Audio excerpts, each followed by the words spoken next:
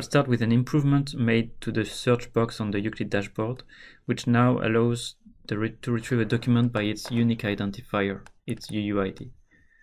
Before, you could retrieve a dossier directly or a dataset or an entity using its unique identifier. Now, this option is extended to documents inside a dossier or a dataset.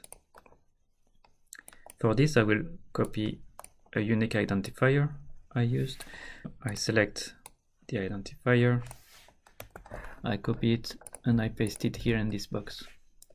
The search starts, and the results are now presented. You see highlighted in orange here that the document has been found in one dataset, but it's also available in 2 dossiers.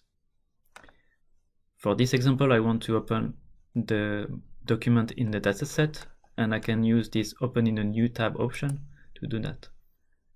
And then the document is opened directly at the correct location in the section tree. So I have opened for my substance rosemary oil, the biodegradation in water, under section 5.2. Now I can go back to my list of search results and open also the version of this document as it was in the dossier created on the 1st of May. I will open now the same document in the dossier that was created at that time, and you will see that the information is presented here as well, and there are different working context and section tree. Here the dossier is for an applicant full assessment by New Zealand, but it's the same document.